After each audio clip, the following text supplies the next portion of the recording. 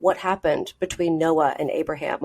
Or how do we even explain the cavemen, caves, giants from a biblical perspective? God is actually the one that instituted science. So in your mind, science and scripture can work together. Science really is God's domain. So science and scripture are going to harmonize it. Things like cavemen, the Ice Age, caves, how do we understand that in a biblical framework? These are all just humans. They're all post-flood creatures. Numbers 13, it's saying that there are giants in the land in Canaan. How do we explain that? Yes. Okay. So what I think is going on is this is just...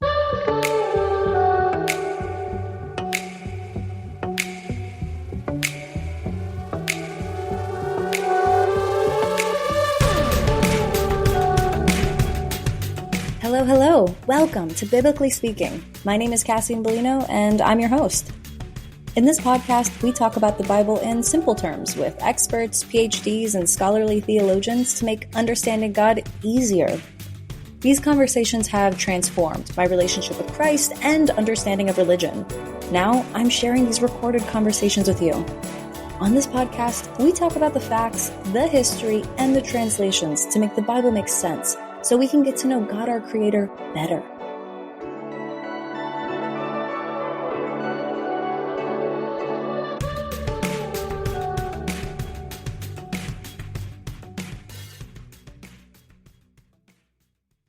Hi, it's Cass. I wanted to first start off by saying thank you for listening. I created this because I could not find it anywhere else on the internet, and it takes a very small team and a large upfront investment to make it all possible. I really hope that you find it valuable. I would never expect anything from my listeners, and I'm always going to do my best to first outsource support from brands. However, if you do find value in this episode, I invite you to contribute an amount equal to the value that you have received, either through a one-time or a monthly donation linked in the show notes below. I understand that not everyone, though, can donate monetarily. So I ask that if you love Biblically Speaking and you cannot donate, please show your support by subscribing to this channel wherever you're listening so that it tells the hosting platform to show Biblically Speaking to more curious and confused Christians. In exchange for the support, I personally promise to you to always create the highest quality production possible. Thank you so much for listening. Now let's get to the show. Hello. My name is Kathleen Bellino, and I'm your host for Biblically Speaking. You might be thinking a couple questions when it comes to caves, the flood, cavemen, and evolution. Maybe like what happened between Noah and Abraham, or how do we even explain the cavemen, caves, giants from a biblical perspective? And if the flood really happened, where's the evidence? We've discussed this many a time in the past on the podcast, but today we have a brand new guest who is an expert in all things caves. I'm so glad and grateful to welcome Dr. Jeff Miller. You're a researcher, you're a speaker, and you have a Ph.D. With Apologetics Press, where you've served since 2011. You're the associate editor of Reasons and Revelation and the author of Science and Evolution and the field-based research for Flooded. You also lead guided creation tours in Arizona, teaching on site and telling some of the most compelling flood-related geological formations in North America. I'm so excited to talk to you about timelines, cavemen, giants, and the evolutionary and geological evidence for the flood today. Welcome to the show, Dr. Miller. Thanks so much for having me. Appreciate it. This has been a long time coming when we first started talking about this a few weeks ago. Truly. And I always get the most excited for these types of conversations because it's this opportunity where for so long when I was going to church, it was, okay, so I have to ignore everything I was taught in science class in order for me to be a, quote, good Christian. But I feel like today you're going to open this door between what we see on earth versus what we're told in the Bible. We don't have to cancel out one or the other. Yes, exactly. I was the same way when I was a kid. I kind of people treated science and religion as though it's trying to fit a square peg into a round hole, or the opposite. And but from a biblical perspective, God is actually the one that instituted science. When you think about like Genesis 1:28, God tells mankind to subdue and have dominion over the earth. I mean, that's basically a mandate to do science. And Psalm 111:2, God tells us the works of the Lord are great, studied by all who have pleasure in them. Romans 1:20 tells us we can look at the things that are made, right? The physical world, and from that learn about God, who he is, and that, so science really is God's domain. So science and scripture are going to harmonize. At the where the problem comes is the lenses you have on when you're viewing the same evidence. The creationist and the evolutionist are both looking at evidence, but they have different lenses on, and so they're going to interpret it differently depending upon their foundational assumptions. And I would argue, in fact, I've got a whole book on this topic, that the evolutionary perspective starts with already a self-contradictory, the assumption of naturalism, and therefore it cannot be right because it's already self-contradictory from the get-go. You've got to have the right lenses on, or you're not going to be able to make sense of the physical evidence. But when you have the right lenses on, science and religion, they go hand in hand, and science further verifies the truth of the Bible and God. Okay, I feel like that's really refreshing to hear, because a lot of people feel like, okay, science doesn't really prove God, but we have God. And so they kind of look for the things of earth to prove God versus God showing us the creation. Like, this is the byproduct of his creation. So in your mind, I mean, just getting really into it, but super broad, science and scripture can work together. Because it seems like in the Bible's not a science book. Yes. Yeah. If anything, you would say the Bible is a history book. It's closer to that than a science book. But if it really came from God, then it's going to be accurate in anything it says that touches on scientific matters. And in every case that we've been able to study that, it's totally verified exactly what the Bible says. And one important principle that Christians need to have clarity in their mind about, in order to really understand the importance of science in this whole scope of things. God has really given us two forms of revelation. He's given us what we call special revelation. That's the Bible. And he's given us what we call general revelation, which is revelation in the physical world around us. It's the things we can learn about God, Romans 1:20, by studying the things that are made. And he expects us to do that. He doesn't expect us to have this whole blind faith idea where we just accept things without evidence or even against the evidence. There's so many passages that teach against that idea. Like 1 Thessalonians 5:21 says to test all things, hold fast what is good. Don't just accept everything. You need to test it, make sure it's right. 1 John 4:1, John says, "Beloved, do not believe every spirit, but test the spirits whether they are of God. For many false prophets have gone out into the world." Acts 17:11, you have these noble-minded Bereans who are called noble-minded because they didn't just accept everything they were told without evidence. They searched the scriptures daily to find out if what they were being told was true. Jesus even said in John 10:37 not to believe him if he didn't provide sufficient evidence to prove the things he was saying. So this idea of blind faith is not a biblical idea. And in fact, it kind of hurts our cause, because rational people will say, oh, I believe in what the evidence says over here. You guys don't have evidence for what you believe in, and so you're not being rational. Well, that's true, because to be rational, one is supposed to draw conclusions warranted by the evidence. Well, when you look at the actual evidence, you find there's an infinite amount of evidence in support of the biblical creation model. And as I alluded to before, the naturalistic model already starts as a self-contradictory concept, because there is no such thing as a naturalist. And I'll unpack that again briefly, what I mean by that. Everybody must believe that things have happened that do not happen in nature. So, for example, you have to get matter and energy in existence from nothing. Okay, we don't see that happening. In fact, we have a law of science that says that can't happen.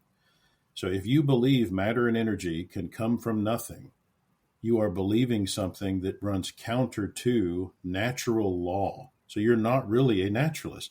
If you believe that life can come from non-life, which you have to believe if you are a naturalist. By naturalist, we mean people that don't believe that anything supernatural can happen. They don't believe in a Got it. God. Okay. That's what I was waiting for, is that Yeah, definition. Okay. that So definition. naturalism is there's no superpower interference whatsoever. And Right. so in order for like life to begin, it just has to happen by chance, by coincidence. That's right. And according to all of the observable and even experimental evidence, life does not come from non-life in nature. In fact, again, we have a law, the law of biogenesis. It says that can't happen. And yet the naturalist must believe that that happened at least once in the past. So he's not really a naturalist. He's a supernaturalist, just like me and you. The question is, which supernatural model fits the evidence? And the answer to that is unequivocally the biblical creation model. It's what the Bible teaches. It's not, Islamic faith. It's not the Hindu way of thinking and so forth. It comes down to biblical creation across the board. Okay. I mean, this was a great starter for it, but what do you think Christians are misunderstanding about science? Like maybe we're taking the wrong approach when we're trying to hold fast to our faith. And it's like, no, like Christians should believe in science in this way. What would that way look like? So what would the way look like? You mean to hold to what the Bible teaches on this subject? Is that what you mean? Yeah. Like what's the way that we can hold both in both of our hands, as far as like, what do Christians misunderstand about science? Are there things that we maybe write off as far as, well, that's not of God, but it's like, no, that's like of earth though. And God created the earth or whatever it might be.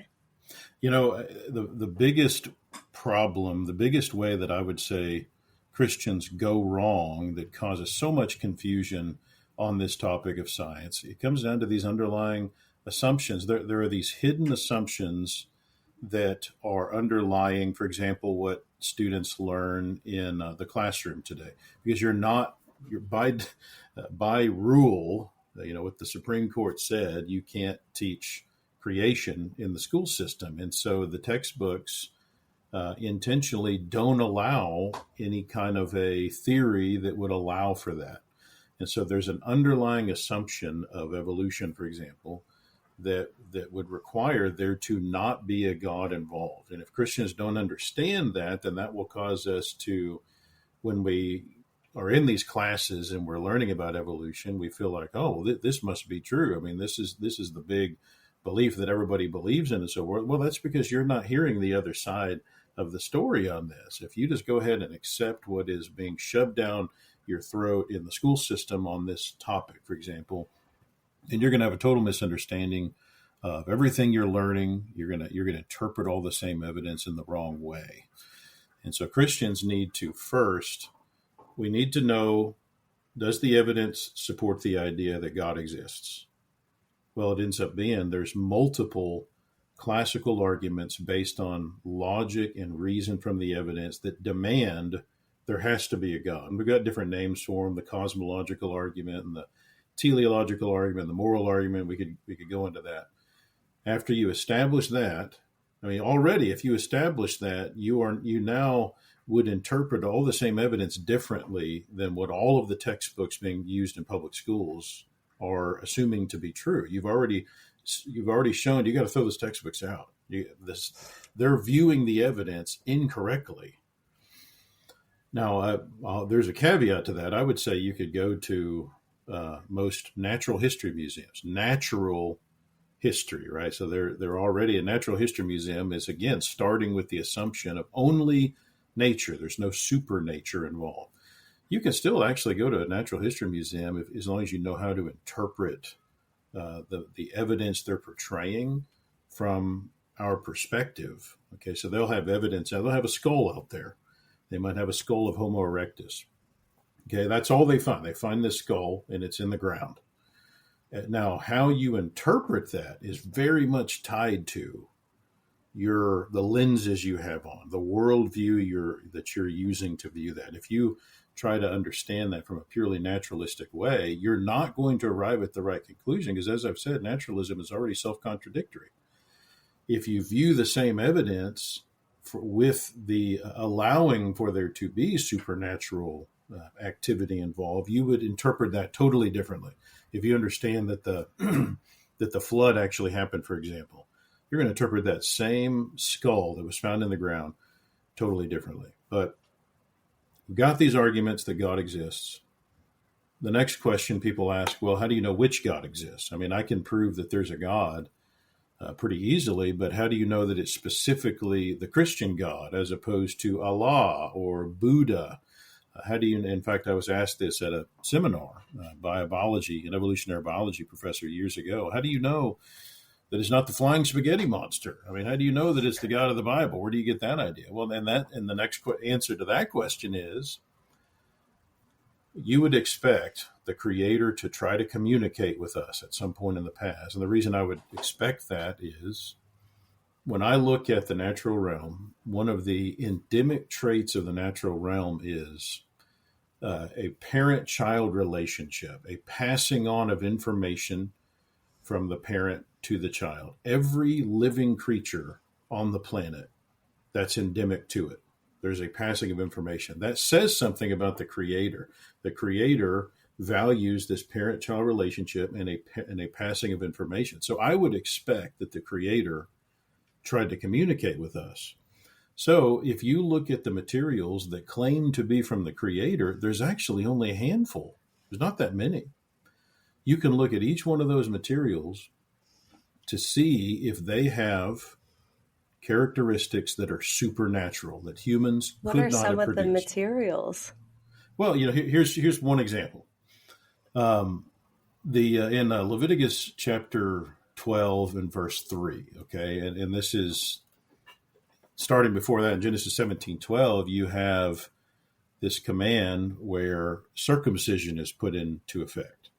Right. Okay, so Abraham is told, okay, 8 days old, a male has to be circumcised. And then Moses comes in Leviticus 12:3, works it into the law of Moses as well. On the 8th day, the flesh of his foreskin shall be circumcised. And you think, well, why did he pick the 8th day? Where did he come up with the 8th day? Is there's, to the Semitic mind, numbers are a big deal. Okay, so like they make a big deal out of numbers like 7 and 12 and 6, and right.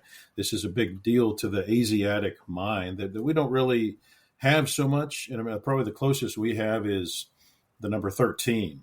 Stay away from the number 13. Friday the 13th, or but in the Asiatic mind, numbers are a big deal. So you're thinking, is there something special about the number 8? Well, you do a deep dive on this subject and you find, no, there's really not any significance to this number. If I am going to just make up a day in the life of a boy where we're going to do circumcision, and this is a process, a procedure that is going to symbolize to the world that the Israelites are set apart. They're cutting off the filth of the flesh, so to speak, and they're being made holy. They're being separated, and this circumcision is symbolic of that. Well, what number would I pick if I'm a Jew? 7, maybe 12. Why in the world is the number 8 picked? Well, we find out in the last basically century what's probably going on here. So Henrik Dam, for example, was a Danish scientist. And back in 1935, he proposed a name for the substance in foods that was helping baby chicks, to not hemorrhage. Whenever they get cut, they wouldn't bleed out. So they were able to blood clot. And he figured out, there's something in food that's allowing for this. And he gets a Nobel Prize for it in 1943. It's called vitamin K. And so now we realize, blood clotting depends on the liver producing what's called prothrombin. And so vitamin K in food stimulates the liver to produce prothrombin, which then allows our blood to clot. So if you're deficient in vitamin K, you're more likely to hemorrhage if you get cut. All right, now, so if a surgery is going to be done on a child, this is important information to have. There's a book on pediatrics where this guy writes in his book. He says there is a peculiar susceptibility to bleeding between the 2nd and the 5th days of life. Right now, there's going to be a more likely chance that a child is going to bleed out on the 2nd through the 5th day of life. You think that's important to know if you're going to start cutting on a child? Well, yeah, that's kind of important. And now we find out, well, vitamin K production and absorption starts increasing on the 5th through the 8th day of life, and it is only on the 8th day that vitamin K actually causes the percent of prothrombin in the blood to climb above 100%. And then after the 8th day, it actually goes back down and levels off at what is the 100% mark. The only day in the entire life of that boy that the blood clotting element prothrombin is above 100% is the 8th day. It is literally the best day to perform circumcision. All right, so the question is, how did Moses know to stipulate that? Now, you think it was just trial and error? He just butchered boys until he figured this out? No. And the text doesn't even tell you why. All he does is tell you, okay, here's what God wants you to do. On the 8th day, the flesh of his foreskin shall be circumcised. It's not until thousands of years later, that our scientific knowledge has reached a point where we can be like, wait a minute, that was the best day to do that. How did they know that? That is supernatural knowledge. We call that scientific foreknowledge. Like, there are things in the Old Testament that there's no way they could have known. Like in Job 38:16, you have God talking to Job, and he's humbling Job with knowledge. He's basically saying, Job, you're complaining about what's happening to you. You're asking for your day in court. You think that I've treated you unfairly. Let me just show you some things about nature to give you some perspective about the fact that you're not in a position to be, calling me out on this. And he goes through this line of amazing things. I love that chapter so much. Yes. Yeah. And then finally he gets to one of the things he just throws out there in passing in verse 16, which, by the way, he mentions the laws of physics in there, Job 38:33. There's all kinds of really cool things in there. But in chapter 38, verse 16, he says, have you entered into the springs of the sea or walked in the recesses of the deep? Well, we've discovered again in the last 150 years, number one, there's freshwater springs in the sea, which of course he hadn't entered. How could he have known about them? And number two, even more impressive, the recesses of the deep. Like, we've only discovered those in the last 150 years, and we didn't have the technology to get down there to them until we could do deep sea investigating with some of the cool technology that we've developed. That's a really good point. And so now we're seeing these recesses that we understand to be the deep sea trenches that are formed from subduction. This is a major part of the flood. And God's point is, hey, do you know about these? And Job's answer had to basically be, no, sir. Okay, I don't even know what you're talking about. Well, again, this is scientific foreknowledge. This is the Bible giving us information that there's no way that the writers could have known about at their time. And so there's tons of these. So the bottom line is, we know the Bible's inspired. Okay, so if we don't have the proper lenses on, if we don't understand the evidence demands God exists, the evidence demands the Bible's inspired, then when we look at the same physical evidence as the evolutionists, the Christian's not going to draw the proper conclusions if he doesn't understand the truth of what the Bible teaches. He's going to totally view everything wrong. So that you asked a question that turned into maybe something a little bit bigger than you anticipated, but Running my own podcast, I'm always moving too fast. I'm finding guests, I'm editing episodes, I'm creating reels, or guesting on other shows. Not to mention, I just live in a world that moves fast. Notifications, trends, endless to-do lists. You know what feels like a blessing in all that? Slowing down. I'd love nothing more than a moment to pause, be present, and choose something timeless. That's exactly what Dwell Label is all about. When I first discovered Dwell Label, it wasn't just about the clothes. It was about a mindset. Thoughtful, intentional fashion that doesn't scream for attention, but instead invites you to slow down.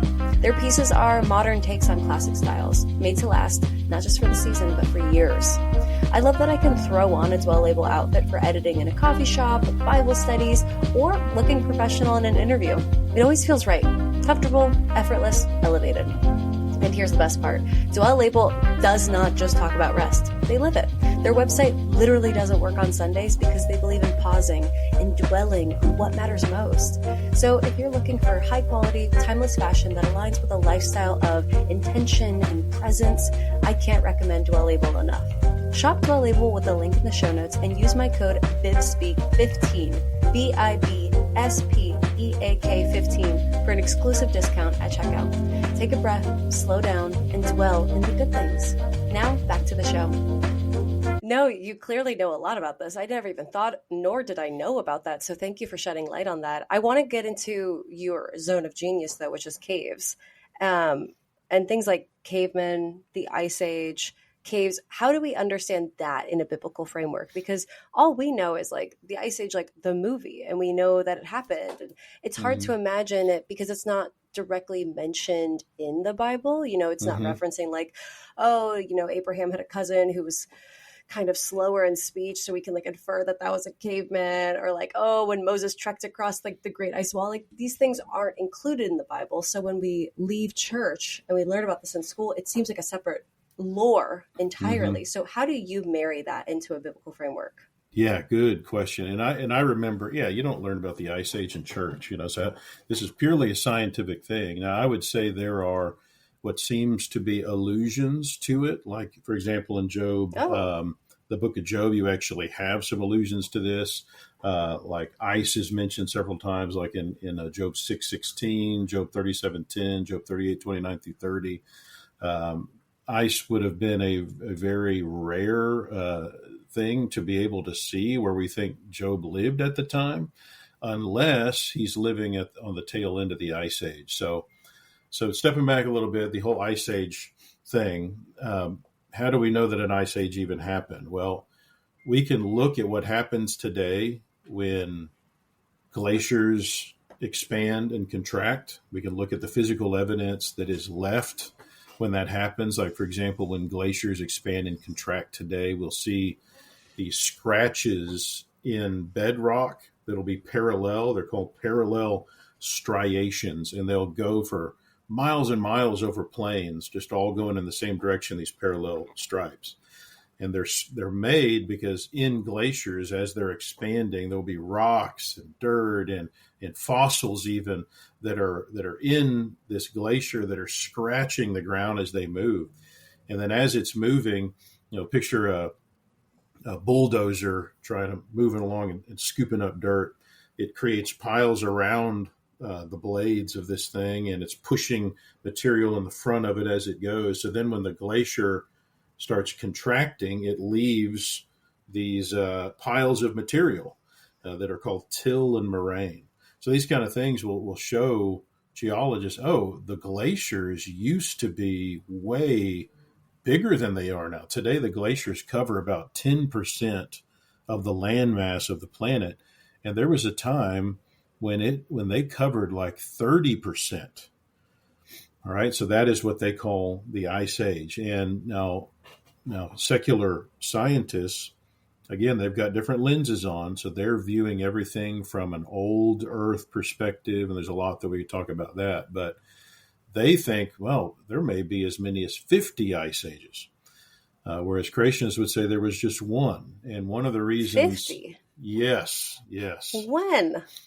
Yeah, just over millions of years. You got to keep in mind, they're thinking millions. Oh, old Earth creationists, got it. Yeah. Yes. Whereas creationists are thinking, look, the Earth is 6,000 to 8,000 years. When we look at from us back to Christ is 2,000 years. From Christ back to Abraham is about 2,000 years. Then the genealogies of Genesis 5 and Genesis 10 and 11 give you another 2 to, I would say, probably 3,000 years to work with. So the Earth is relatively young. So we would, again, interpret a lot of evidence totally differently than what the secular world is, how they're interpreting. Like, for example, the dating methods that they're using to get these millions of years have major flaws, and I could talk about that too. But we would say there's one Ice Age. And one of the problems there's several problems with the secular interpretation of the evidence.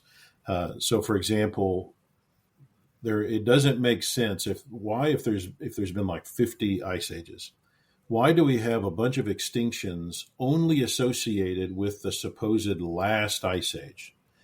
Why do you have in this one ice age disharmonious associations? This is where you have warm area creatures interacting with cold area creatures. They're living together. They're not separated. How could they do that and not die out? Why do you have areas that are today deserts that were once clearly wet? The biggest problem that the secular model for ice ages has is that they don't have a trigger to even start one of these ice ages, much less 50. And so how do you even get one started? Well, this is a place where once again, people don't even hear about it, but the biblical creation model provides the powerful argument for what is going on with these ice ages. Essentially, the fact that an ice age happened is evidence that the flood happened. Right. I was just about to say, how, if you were looking at this from a secular perspective, what else would have caused the ice age if not a massive flood? I want to take a minute and say thank you to the recording service that has made this podcast possible, Riverside. When I started my podcast, I had literally no idea what I was doing, and I just wanted a single way to record, edit, and share content without wasting time on different platforms. Then a friend suggested Riverside to me, and I'll tell you what, it was literally an answer to prayer. With just one login, I can record my interviews with scholars, clip interview moments into Reels for Instagram and TikTok, and post directly onto my RSS feed and Spotify, all without the extra downloads, platforms, all of it. So for the curious and confused people like me, the best part is that the crew at Riverside actually listens to their users when they need help. I wanted an editing preset to save time on creating reel templates, and they listened. They literally implemented a new feature. And since using Riverside, my social clips have reached over 1 million people each month. And I haven't even unlocked all the features yet. Live streaming is going to be next. So if you're considering starting a podcast, or you just need to edit at a pro level for content or interviews, I cannot recommend Riverside enough. If this is helpful for you, I ask that you click the affiliate link I provided in the show notes description. It costs nothing extra to you, and it gives a small kickback to me, which helps the channel stay alive. Thank you so much. Now back to the show. Right. Well, and they've got ways to try to deal with this, but none of them are able to hold up to scrutiny. So creation scientists have dug into this, and we've got a lot of literature on it in the creation science community. But really what you need to start an ice age are three things. You need to have a lot more precipitation. Okay, so you got to have a lot more liquid coming down from the sky. You've got to have your summers be cooler. Okay, and the reason is because during the winter, glaciers expand. During the summer, they contract. Okay, so you need the contraction period to be less than the expansion period if the glacier is going to keep getting bigger.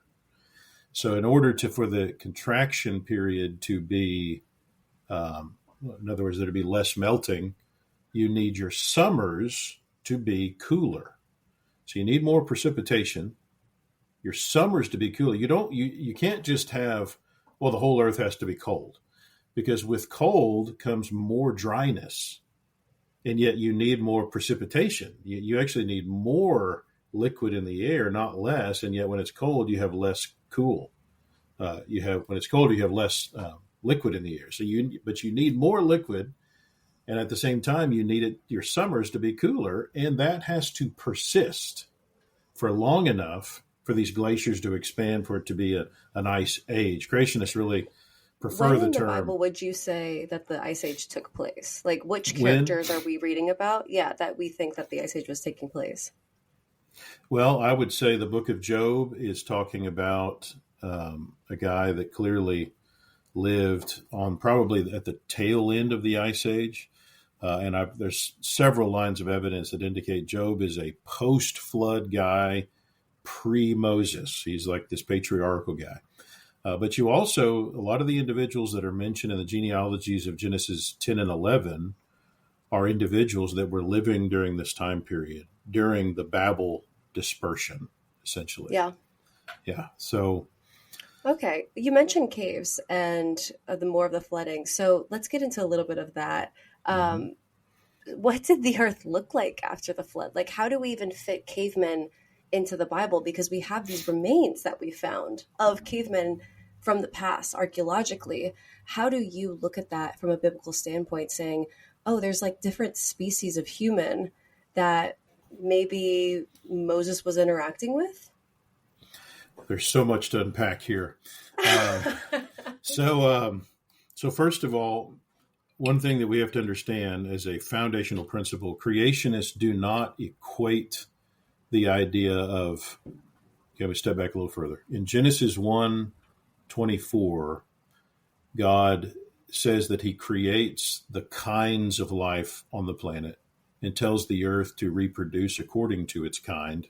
Right. When you get to Genesis 6-9 and the flood, representatives of the land kinds, creeping kinds, bird kinds are brought onto the ark. Now, in the past, creationists have assumed that the word kind is equivalent to species.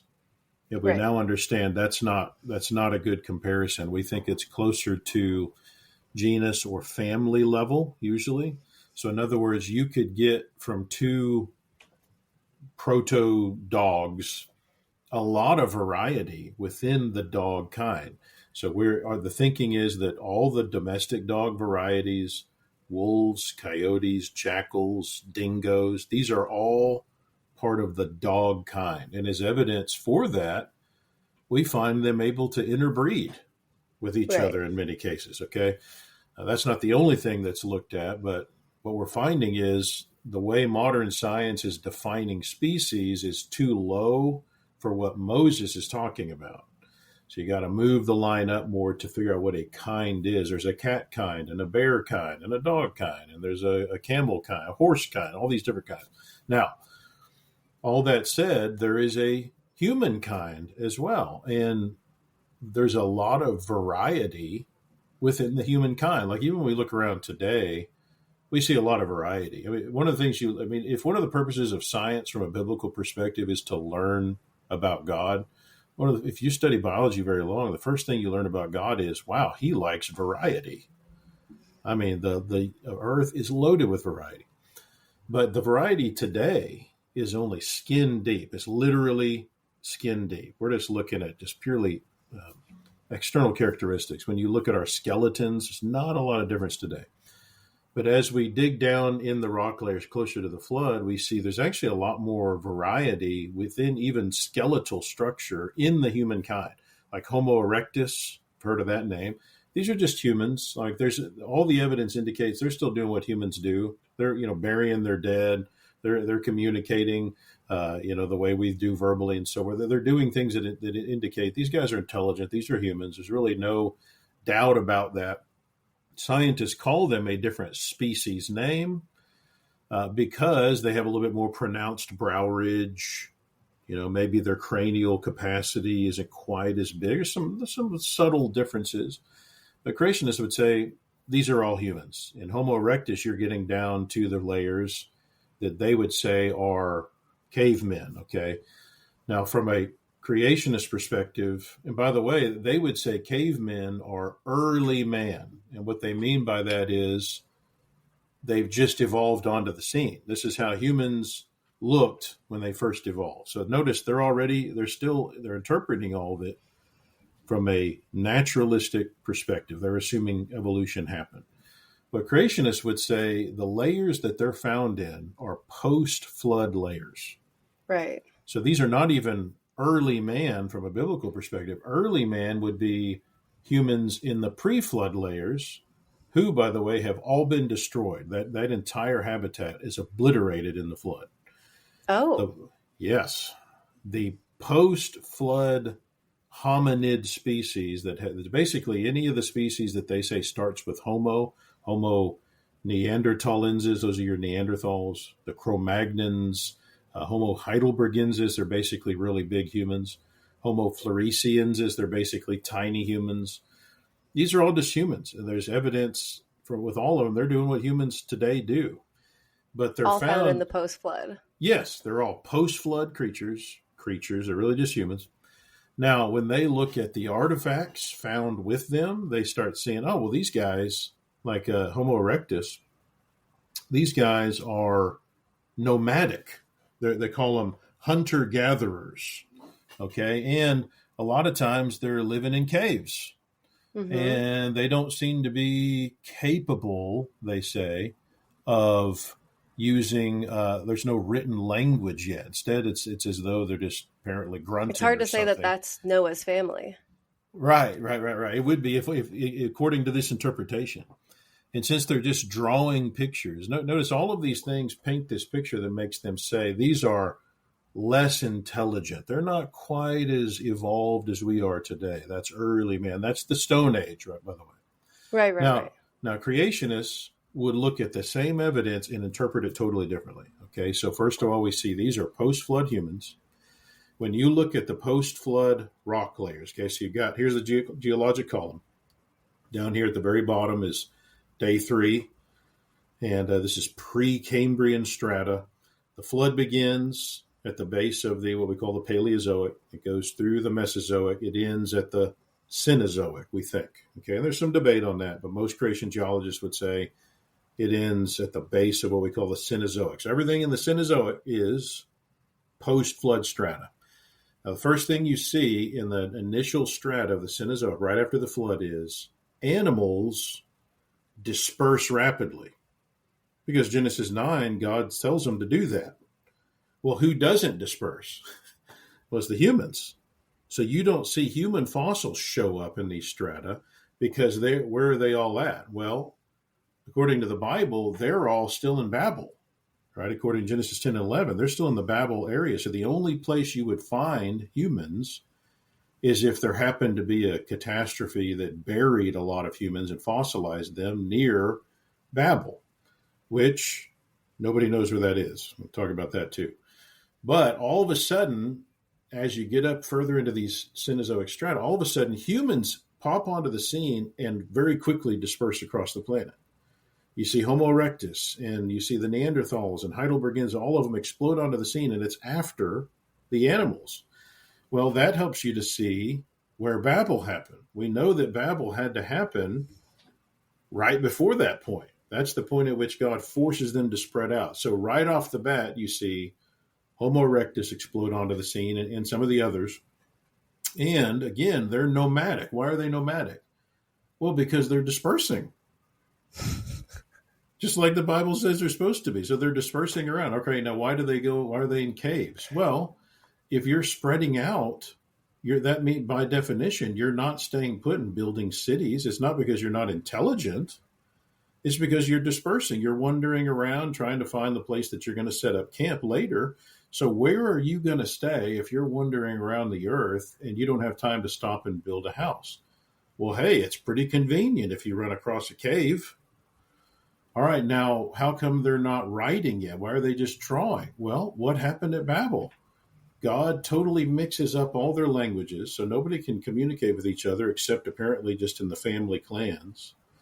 And when God messes up their language, they may have had to develop their own written language for their language. The Bible didn't come out and tell you that. So presumably they've got to develop their own written language. And even if they did do that, how are they going to communicate with other groups that they run into?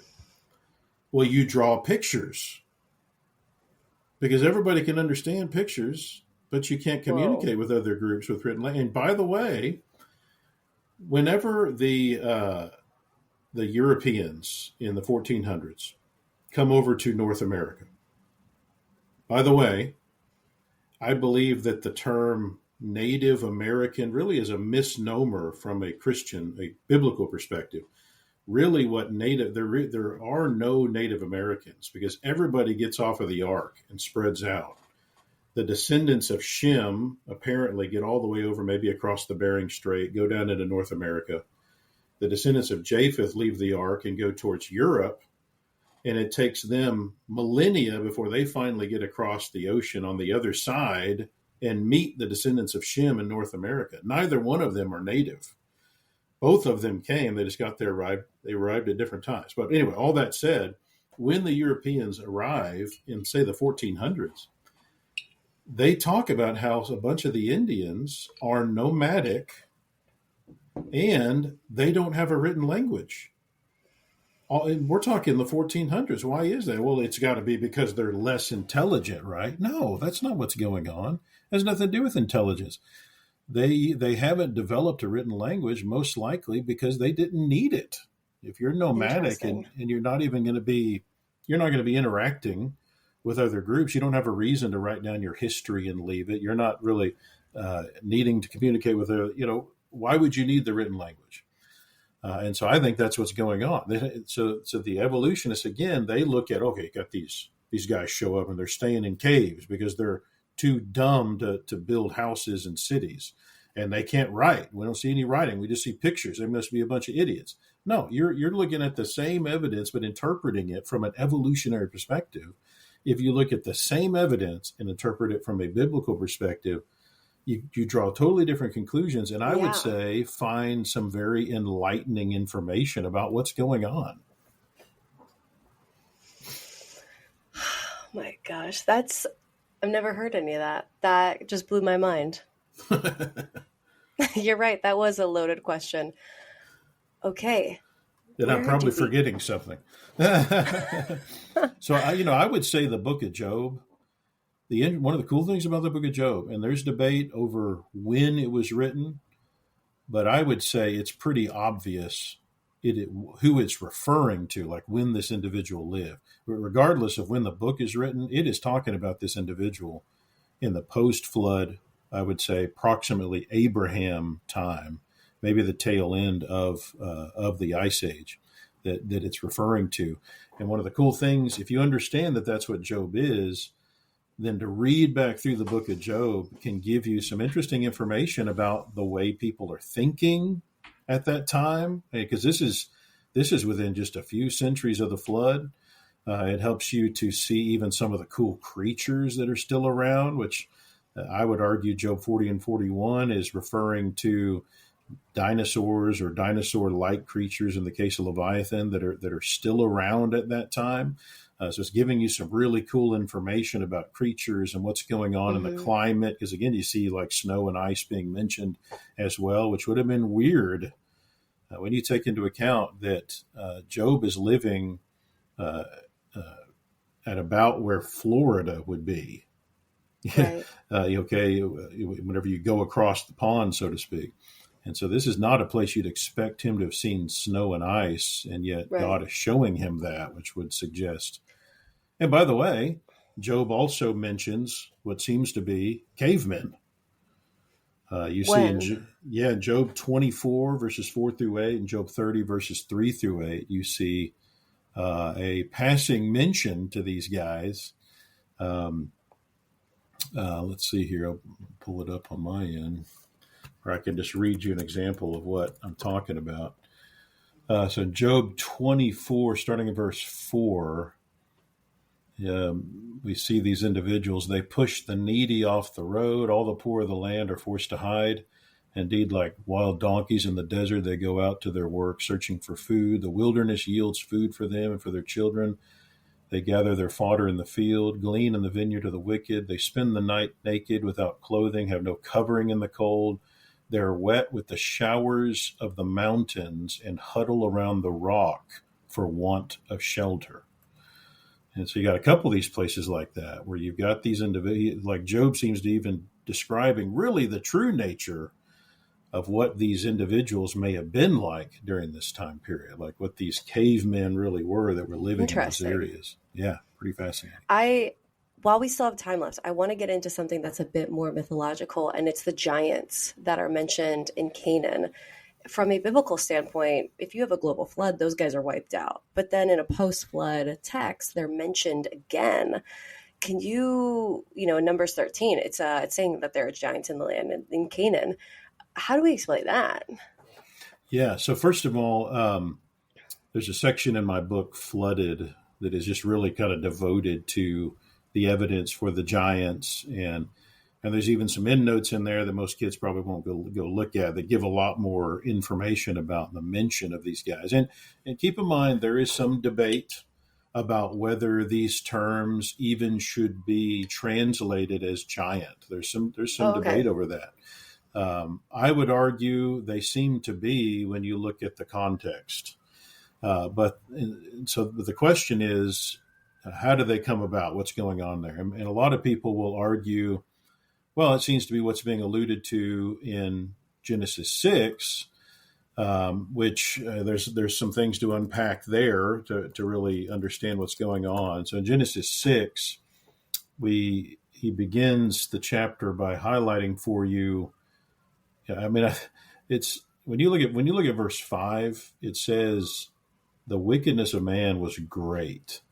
And every intent, the ESV has intention of the thought of man's heart is only evil continually. Like, our society is pretty bad, but, people still intend to do good sometimes. But apparently the pre-flood world, people may have done good, but when they did, they didn't mean to. They didn't intend to. It's pretty bad. And verses 1 and 2 tell you, how did it get to that point? And it says that it was the sons of God seeing the daughters of men and in noticing beauty. Physical beauty is what they noticed, and that became the key factor in what caused them to intermarry. They were marrying, instead of based on spiritual beauty, it became physical beauty. Now the question is, who are these sons of God? Because sons of God can refer to two different things in the Bible. It can refer to the angels, like it's used that way in the book of Job, but it can also refer just to righteous people. So like Jesus in the Beatitudes mentions like in Matthew 5:9, the sons of God. Romans 8:14, Galatians 3:26, sons of God is used to describe the righteous people. So how do we know which one is being used? Well, one of the rules of Bible interpretation is you've got to let the context define your terms when you can. Makes and when sense. And when you look in the context here, keeping in mind that there are no chapter divisions when Moses wrote this. We've added chapter divisions to make it easier for us to get around, but this is a section that's working up to the flood that starts in chapter 4, verse 26. Where it says, after Adam, verse 25, Adam knows his wife, and she has Seth. And for God has appointed another seed for me instead of Abel, whom Cain killed. And then Seth begets Enosh. And then you got this very important phrase that's used many times throughout the Bible. It's this catchphrase, men began to call on the name of the Lord. Okay, so in other words, men begin to pursue the God, the actual true creator. And then chapter 5 picks up with that and starts giving you the genealogies of those people that are calling on the name of the Lord, the righteous people. And it gives you the descendants of Seth. And that leads right into chapter 6. It says, now it came to pass when men began to multiply on the face of the earth and daughters were born to them, that the sons of God saw the daughters of men, that they were beautiful. Well, contextually, the sons of God would be the righteous people here, the people that it's just talked about. So that immediately, I believe, rules out the idea that this is angelic beings intermarrying with humans. And there's other issues that come about if you interpret this that way. For example, that thought, how would you then explain the giants of Canaan? Yes. Okay. So what I think is going on is this is just genetics.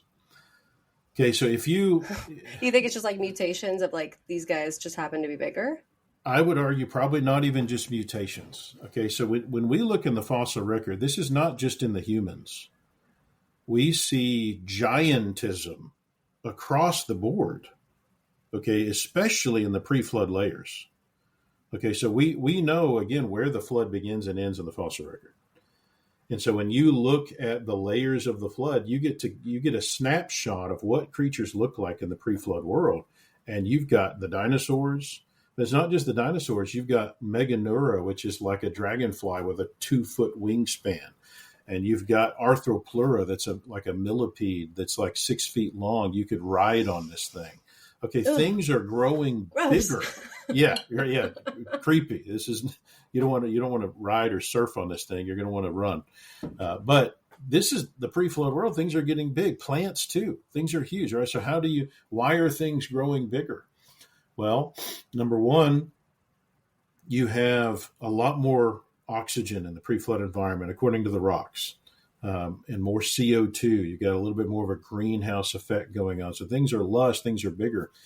And also, when God originally creates these kinds of creatures, he creates them with an ability to have a lot of variety within a kind. Like, imagine what Adam and Eve could have looked like for two people to have enough genetic information in them to produce the variety we have just today, much less the variety that we see in the fossil record. And he does the same thing to every kind on the planet, where you've got a huge amount of variety within each kind. And part of the variety among humans is the ability to get really big and the ability to get really small. And one of the ways that you can even make it where there's a group of those, I mean, look, the slavers here in America figured this out. You can intentionally breed people with certain genes to draw out certain genetics in a line that will make all of the people in that line have certain characteristics. And the more you weed out from that gene line people that don't fit that, the more you can have really big or really small people. And I think that's what's going on after Babel. When you start separating these groups where they no longer have interaction with each other, certain traits become dominant. I see what you're saying. Size, but not just size, all kinds of morphological things. And what happens when you take these groups that have been separated from each other and breed them again? Well, look at America. That's what America is. It's this melting pot of genes that have been mixed together from groups that had been separated. My adopted brother is half black, half white. He married a girl who's half Korean, half white. And they had 5 children. So their children are half white, one part black, one part Asian, okay? Their children are like the rainbow in their spectrum. Like, one of their kids looks like Moana, like Polynesian. One looks white, one looks black, one looks Indian. I mean, wow. You get all of it by mixing. All right, now, so how do you get a group of really big people? Like, for example, when we look at the fossil record in the post-flood strata, the group that scientists call Homo heidelbergensis. These are massive humans that are over 7 feet tall.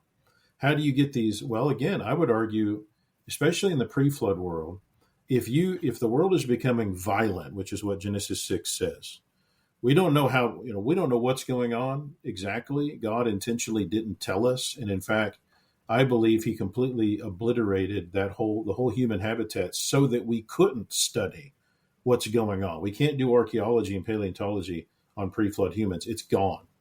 So wow. What we do know is they're violent. Okay, so if they're violent, you're picturing them being warring and so forth. And if that's what's important to you, I think you'd start figuring out, especially if you have the intelligence of pre-flood man, you're living for hundreds of years, according to Genesis 5. You start figuring out, you know what, in order for my tribe to dominate, I want my guys to be bigger and stronger. So what am I going to do? I'm going to start breeding those people. I'm going to start, and therefore you can get giants. And I think that is tied to the context in Genesis 6. They're violent.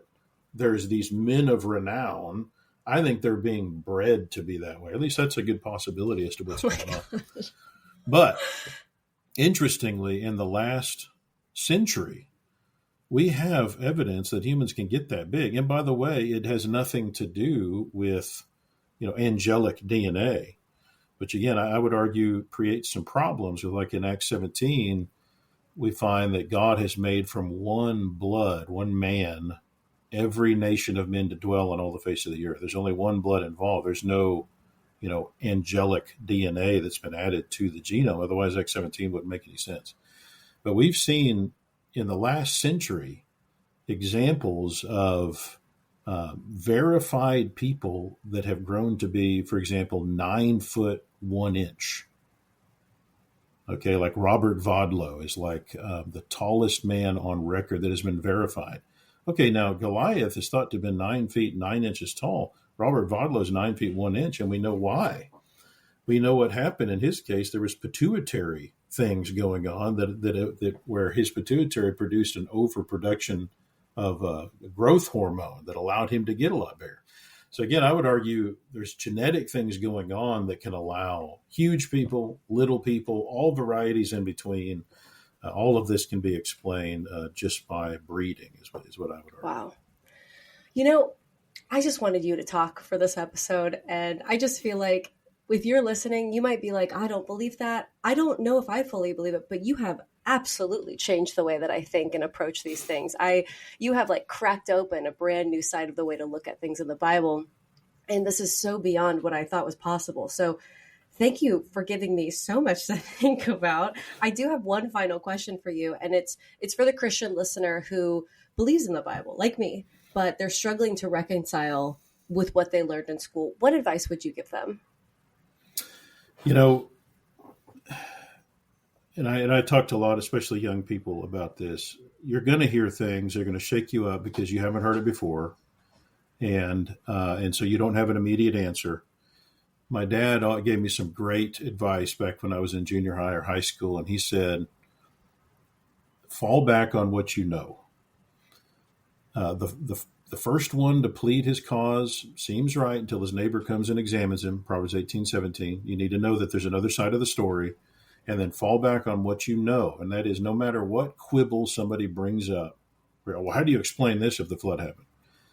Okay, whatever quibble they bring up does not disprove the evidence that demands God exists and that the Bible's inspired. So you still know that. So really all they've done is brought up an interesting question that deserves study. It's not something to be intimidated by. Here we've got 60 to 80% of our youth are leaving Christianity when they leave home. And I would argue it's over a lot of this kind of stuff. Like they're being given scientific challenges they don't have answers to. I would say, whoa, I've never heard a challenge that can deal with the evidence for that God exists and the Bible's inspired. They're just interesting questions that deserve further study. I love the way you put that. Yeah, and I work at a place called Apologetics Press. That is what we do. We do apologetics. Somebody contacted us and said, "I don't appreciate the name of your organization. You don't have anything to apologize for," which is not what apologetics is. Apologetics comes from the word apologion, which is found in 1 Peter 3:15. Always be ready to give a defense. That's apologion. Yeah. Christians are called to be apologists, to defend the faith. So our organization, that is what we do, is we respond to arguments people are making against New Testament Christianity to show, no, here's what's really going on here. The evidence demands that God exists, the Bible's inspired, creation is true, the flood is true. So if you've got some specific question that is plaguing you, you go to our website, apologeticspress.org, and learn a lot about this. And if you're a high schooler, come take my course. I take young people out to Arizona, and we go to the sites where you can see with your own eyes, touch with your hands, the evidence that the flood actually happened, the powerful evidence of that.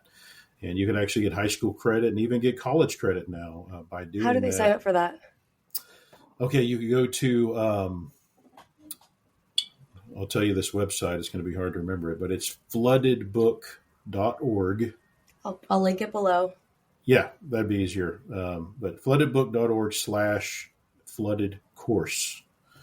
And where kids can actually go to, the idea is to basically respond to any argument that they're going to hear that would cause them that would shake their faith in what the Bible teaches, especially in Genesis 1 through 11. Yeah, so it's a lot of information in a short amount of time, but they will be thoroughly knowledgeable and ingrained in the truth of Genesis 1 through 11 before they go to college and lose their faith, like the bulk of so many other young people. So I appreciate you having me on.